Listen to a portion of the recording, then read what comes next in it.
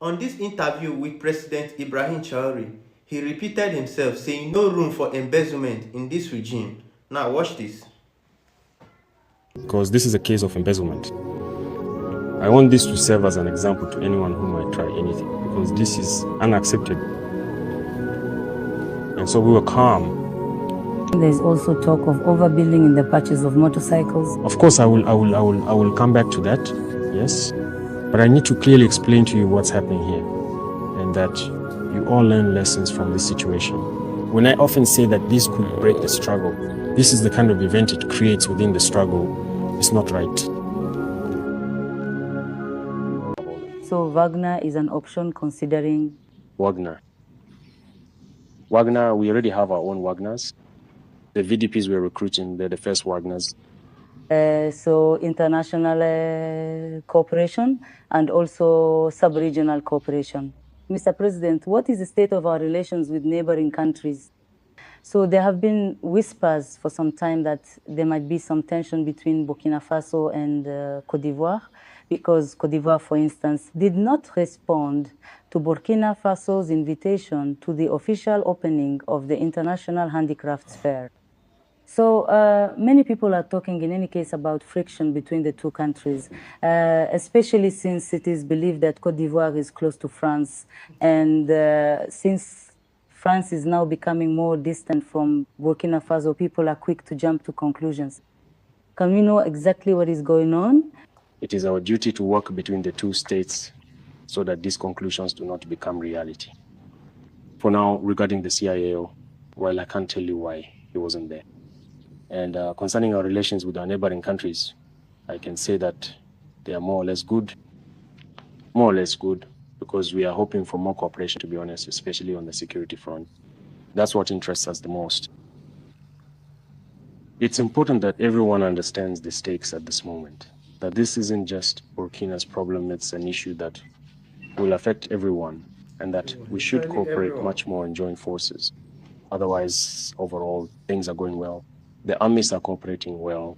Many operations are in the planning stages, while others are already underway with some neighboring countries, where we are even able to cross borders and enter each other's territories. As for the other aspects, I think it's up to us, the main leaders, to develop them.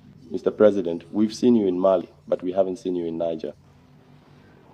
Is everything all right? Is there a problem with Niger? I don't move around much because the situation inside is concerning. We need to focus more. With Mali, first of all, as I was telling you when I was there, we have a border with Mali that's over 1,200 kilometers long. It's the largest border, but why don't people want us to cooperate? Secondly, you will have noticed that from the west to the north, it's actually the same people who live there, one bordered by each other. So it was urgent for us to quickly pool our resources and strengthen this cooperation, because we have much more proximity, both socially and in many other aspects as well. And whatever people say, that doesn't mean things are not going well with the others. We are communicating, and there are already missions, and maybe soon, once we manage to bring down the internal tension, we can allow ourselves to go out again. Regarding our relations with ECOWAS, which is our common sub-regional organization, ECOWAS assures us that it is ready to support Burkina Faso. Burkina Faso assures that the transitional government will work to organize elections, but there are still concerns among the citizens. They are convinced that something is wrong with ECOWAS. What are the details, Mr. President? That perhaps the citizens could tell you. The details, what I know about ECOWAS, as you said, is that there are treaties. We are still on the same path. There are deadlines that ECOWAS, we have agreed on, notably the organization of elections. We truly hope that it would be good if we could even put an end to, or at least reduce the impact of this phenomenon well before then, and go back to living our lives. And so we would have liked to be well supported and truly to have assistance, so that we could quickly organize those elections. But for now, we are 4 months in, and we still haven't received any military support, because when it comes to military support, equipment is what matters most to us. Rapid acquisition, as is done in some other states, we are still waiting. We hope ECOWAS respond. Did you specifically ask President Ballot for this?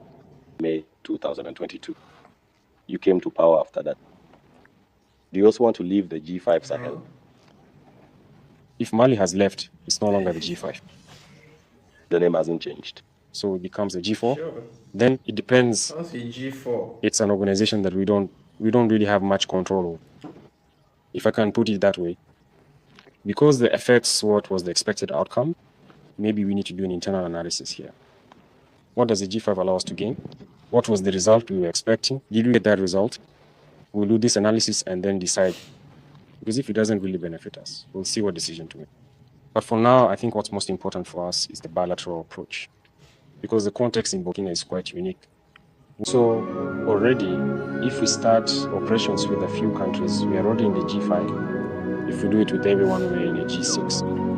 So for us, what matters more is bilateral cooperation. And so with all the armies around us, we have that kind of cooperation. So, but the analysis will be done on the G5, and we'll decide. Mr. President, let's also talk about good governance and the fight against corruption. So, at least since you took office, it feels like you've given the SCLC a free hand to audit wherever it's needed. We've heard about certain arrests, and also it seems that some institutions once considered untouchable are no longer so. What is your vision on this matter? The vision at this level is good governance. As I mentioned earlier, it's governance that is the root of all our problems here. And today, with the momentum of the youth, we can no longer allow ourselves certain things. So there were choices made where we gave the ASE full freedom to do its job. And even the presidency is audited. So all of us rush to get up to date in terms of taxes and everything, because they are completely free. They have full authority, they are free, and that's it. There have been arrests taking place. That's it.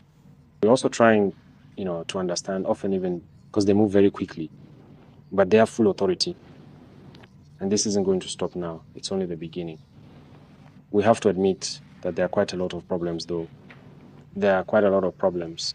They sent me a batch of reports that I read from time to time, and there are quite a lot of problems. So the fight against corruption is underway, and it will go all the way. But it's not just, as some people think, targeted. No.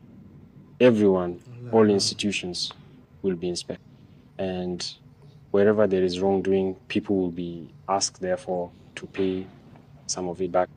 That's why an agency was created in the Council of Ministers 2 or 3 weeks ago to manage seized assets.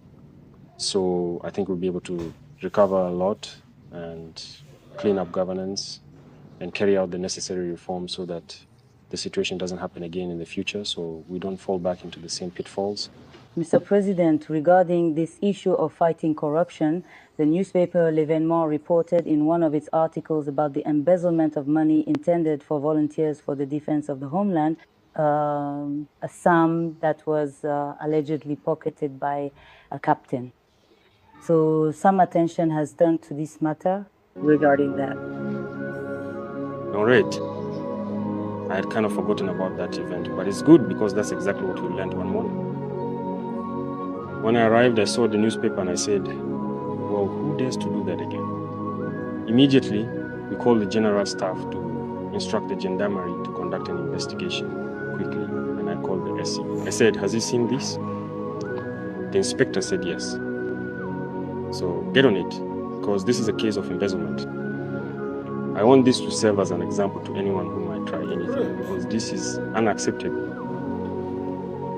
And so we were calm. But a few days later, we even learned that the journalist in question, I don't know who said on the radio, that if we push too far, they'll spill the beans or something like that. So I said, there is concrete evidence here, but it was gradually that we understood there were two cases.